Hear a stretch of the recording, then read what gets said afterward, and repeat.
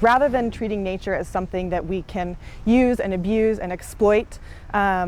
Recognizing that nature has inherent value, inherent right to exist. So in the case of Great Salt Lake, we're trying to say that the lake deserves a healthy ecosystem. It deserves a healthy lake level.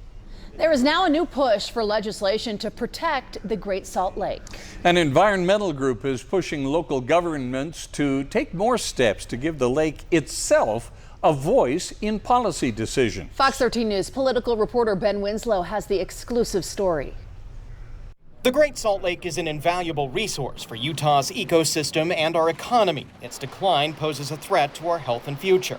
We also want to be fighting for something, a future that we believe in, and not just saying like, stop this, stop that. Like, what is a positive? How can we articulate a positive vision here for Great Salt Lake? The group Save Our Great Salt Lake is proposing something new. How can we bring the lake into our decision making? How can we give the lake a voice? They're planning to take a resolution to city councils and communities all around the lake, asking them to elevate the Great Salt Lake's voice in policy and planning. It declares people and animals have a right to a sustainable, healthy environment, and those rights should be a primary consideration in all city actions and decisions that may impact the lake, appointing someone to speak for the Great Salt Lake and involving the public on ways to protect the lake. I'm eager to look at anything that might come towards us that could help us in that effort. Salt Lake City Council Chair Darren Mono says he's intrigued by the idea. So this is something that's been always important to me, and understanding what cities can do and what individual residents can do and what the state can do in order to come together on this collective effort is important.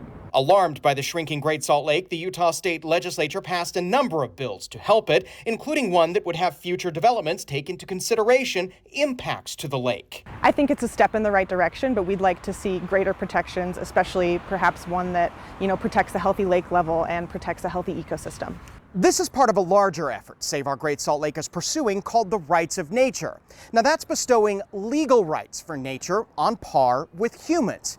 It's a new idea that the group says it would like to see considered here on Capitol Hill.